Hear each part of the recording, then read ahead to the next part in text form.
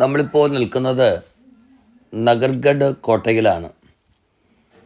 അതിൻ്റെ ഒന്നാം ഭാഗം നമ്മൾ കഴിഞ്ഞ വീഡിയോയിൽ കണ്ടു. ഇതിൻ്റെ രണ്ടാം ഭാഗമാണ് ഇപ്പോൾ നാം കാണുന്നത്. ഈ കോട്ടയിലേക്ക് വരുമ്പോൾ നാം വളരെ ശ്രദ്ധിക്കേണ്ട കാര്യം ധാരാളം കുരങ്ങന്മാർ ഇവിടെ ഉണ്ടെന്നുള്ളതാണ്. ഇപ്പോൾ നമ്മുടെ കയ്യിലിരിക്കുന്നതായ പൊതികളും ഒരുപക്ഷെ മൊബൈൽ ഫോൺ വരെ അത് കൊണ്ടുപോകാനുള്ള സാധ്യതകളുണ്ട്. അതുകൊണ്ട് നമ്മൾ വളരെ സൂക്ഷിച്ചു വേണം ഈ കോട്ടയ്ക്ക് ഉള്ളിലൂടെ നടക്കാൻ. ഇവിടെ ഒരു പീരങ്കി ഇരിപ്പുണ്ട്. നമ്മൾ കഴിഞ്ഞ വീഡിയോയിൽ കോട്ടയുടെ കവാടങ്ങളൊക്കെ കണ്ടു. ഇപ്പോൾ നമ്മൾ ഈ കോട്ടയുടെ ഒരു പ്രധാന കൊട്ടാരത്തിലേക്കാണ് നമ്മൾ പ്രവേശിക്കുന്നത്. ഈ കൊട്ടാരത്തെക്കുറിച്ചുള്ള വിവരണങ്ങൾ പറയാൻ ആഗ്രഹിക്കുകയാണ്. എന്നാൽ അതിനു മുമ്പ് തന്നെ ഒരു വസ്തുത പറയട്ടെ. ആരവല്ലി പർവ്വത നിരയുടെ മുകളിലാണ് ഈ കോട്ട നിൽക്കുന്നത്. ആരവല്ലി പർവ്വത നിരയുടെ അറ്റത്തുള്ള അമേറിൻ്റെ സുരക്ഷ കണക്കിലെടുത്ത് 1734 സവായ് രാജ ജയ്സിംഗ് രണ്ടാമനാണ് ഈ കോട്ട നിർമ്മിച്ചത്.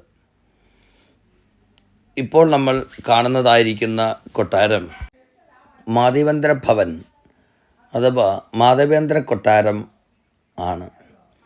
ഈ കൊട്ടാരം ഈ കോട്ടയിലെ ഏറ്റവും മനോഹരമായ ഘടനയാണ്. അവിടെ ചില വൃത്തിയാക്കുന്ന കാര്യങ്ങളൊക്കെ നടക്കുന്നുണ്ട്.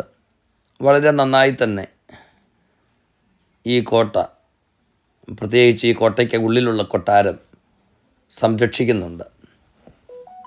വളരെ മനോഹരമായ ശൈലിയാണ്, നിർമ്മാണ ശൈലിയാണ് നമ്മൾ ഇതിനുള്ളിൽ കാണുന്നത്. ഈ കൊട്ടാരത്തിനകത്ത് പല ഗേറ്റുകളുണ്ട്. പല ഗേറ്റുകൾ കടന്നിട്ട് വേണം നമ്മൾ ഈ കൊട്ടാരത്തിൻ്റെ അകത്ത് പ്രവേശിക്കുവാൻ. ഈ ഇരുനില കൊട്ടാര കോമ്പൗണ്ടിൽ ഇപ്പം നമ്മൾ കാണുന്നതാണ്. രാജാവിനും രാജ്ഞിമാർക്കും പ്രത്യേക താമസ സൗകര്യങ്ങൾ ഒരുക്കിയിട്ടുണ്ട്. 9 രാജ്ഞിമാർക്കും സമാനമായ മുറികളാണ് ഇതിനകത്ത് ഒരുക്കിയിട്ടുള്ളത്. അവയിൽ ഓരോന്നിനും പ്രത്യേകമായ കിടപ്പ് മുറികളും മറ്റും അതിനകത്ത് നമുക്ക് കാണാനായിട്ട് കഴിയും. മനോഹരമായ നിലകളിൽ ഭിത്തികളൊക്കെ അലങ്കരിച്ചിട്ടുണ്ട്. അതിമനോഹരമായ നിലയിൽ ഇടനാഴികൾ പരസ്പരം ബന്ധിപ്പിച്ചിട്ടുണ്ട്. എന്നാൽ മറ്റ് രാജ്ഞിമാർ അറിയാതെ രാജാവിന് തൻ്റെ രാജ്ഞികളിൽ ഒരാളെ സന്ദർശിക്കാൻ കഴിയുന്ന തരത്തിലാണ് ഇത് നിർമ്മിച്ചിട്ടുള്ളത്. ഈ കൊട്ടാരത്തിൽ ദിവാൻ ഇൻ ആം എന്ന് വിളിക്കപ്പെടുന്ന ഒരു വലിയ തുറസായ സ്ഥലവും നമുക്ക് കാണാനായിട്ട് കഴിയും. അതാണ് നമ്മൾ അല്പം മുമ്പ് കണ്ടിട്ടുള്ളത്.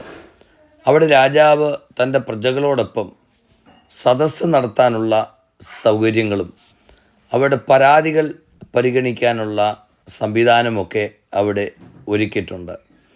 നമ്മൾ മനോഹരമായ കൊട്ടാരത്തിൻ്റെ ഭാഗങ്ങളാണ് നമ്മൾ കാണുന്നത്. ഇനി നമുക്ക് അടുത്ത വീഡിയോയിലേക്ക് വരുമ്പോൾ രാജ്ഞിമാരുടെ മുറികൾ നമുക്ക് കാണാം. അടുത്ത വീഡിയോയിൽ തുടരുന്നതാണ്.